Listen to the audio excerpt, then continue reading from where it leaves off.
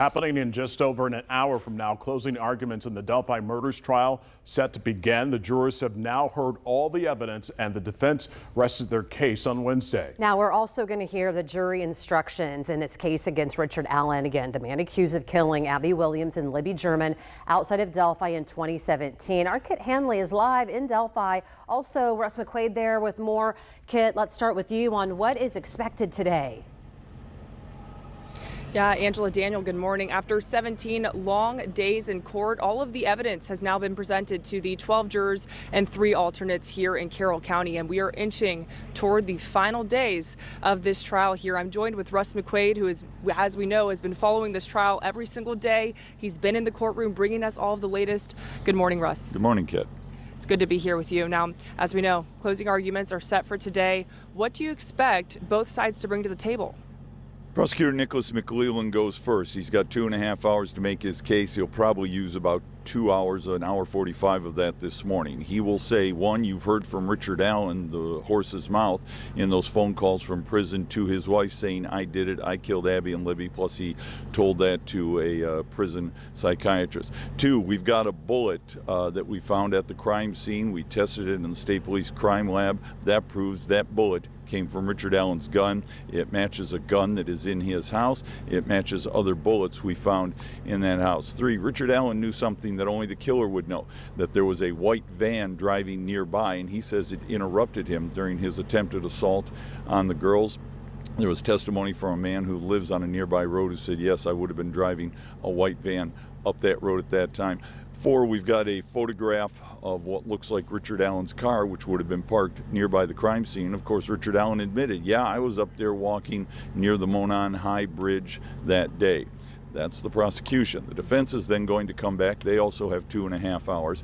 They get to use all of their time before we go to lunch, probably about 1 o'clock this afternoon. The defense is going to say you can't take Richard Allen's word for it. He was in solitary confinement. The state prison psychologist diagnosed him as suffering from psychosis. And under psychosis and solitary confinement, you're going to say anything. And that's why you can't take his words at face value. They were also inconsistent. 2, there is no DNA linking Richard Allen to the crime scene, nor any DNA found at Richard Allen's house or in his car from the girls linking him to that. They're also going to take issue with that bullet comparison. They're going to say the conditions under which the state police made that comparison were not an apples to apples comparison. They were an apples to oranges comparison. Then they're going to wrap it all up and say, ladies and gentlemen, you have heard from day one, from February 13th of 2017 until even, what day is this? Even Tuesday afternoon, that the state police and FBI investigation was incompetent, misleading, the ball was dropped, and you're not just hearing it from the defense. We've had police testify on the stand, go, yeah, we made a mistake on that. Yeah, we dropped the ball on that. Yeah, we didn't have the tapes, the videotapes have been erased on that. So you're going to wrap it up in a ball because what you're bargaining for, you're trying to get those jurors to believe there's a reasonable doubt that Richard Allen did not commit this crime. Right. 17 days full of loaded evidence from both sides. Now, following these closing arguments, we do know that the jury will receive instructions from Special Judge Frangol. We have them in our hands right here. Can you lay out some of those? What we have is the preliminary instructions that she started with last month. Her final instructions will be tuned up. They will be similar to this, and we will hear that in the courtroom this afternoon. However, she is going to say the concept of reasonable doubt means it doesn't have to be all doubt, but it has to be reasonable doubt. Use your common sense, and it puts the pressure on the prosecution because it's a high bar the state has to clear to find a man guilty of a crime. And she's going to say if all things come out even, you have to give the benefit of the doubt to the defendant, the man who is on trial.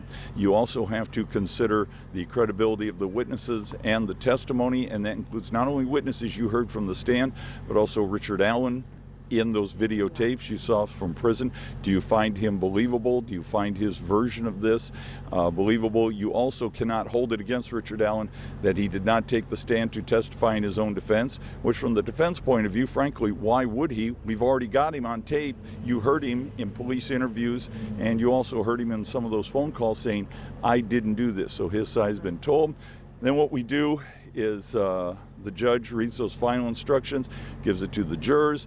The bailiff is sworn in. He takes the jurors back to the jury room where they begin their deliberations. The deliberations begin with usually the picking of a foreman of that jury. Occasionally there will be a straw poll taken to find out the temperature of the room, where does everybody stand. Then the jurors start going through, usually in a chronological order from the first witness on through, what they heard, what did you hear, what seems to not fit, what does fit, and then that's how we progress. I expect this is going to be a long deliberation. I was just about to ask, when do you expect the verdict, in your opinion, to come in? I don't think it'll come in today. I think it'll come in tomorrow. I think there is so much weighing on these jurors. And when you're covering a trial or watching it from the outside, you have to take a look at this and go, not based on what I know, based on what those jurors are hearing in that courtroom. I sat down and I wrote down all the questions that weren't being asked that I know about. And there's reasons. Were they overlooked? Was there no evidence to ask it? Was it a strategic decision to not ask that question? Put yourself in the shoes of those jurors, 12 people, good and true, from Fort Wayne, who have been bused halfway across the strait. They've been living at a hotel in Lafayette ever since the middle of October. Every time they have access to a cell phone, they've got to do it with a bailiff looking over their shoulder as they call their family. So put yourself in the shoes of those jurors. What are they thinking? And what have they been exposed to as they sit down with their notes and try to figure out, did this man kill Abby and Libby? Definitely a very hard job for these jurors. Thank you so much, Russ, for all of that insight. Of course, closing arguments today begin at 9 a.m. Russ and Max will be bringing us all the latest, both on air and online at fox59.com. For now, reporting live in Delphi, Kit Hanley, Fox 59 News. Hey, Kit, we appreciate it, and we do have more coverage. I think there's more that we still have online to keep you updated on developments. Russ gave us a long and lengthy update on what he has been inside and outside that courtroom since the beginning. You can find that extended coverage by going to our website, fox59.com/Delphi.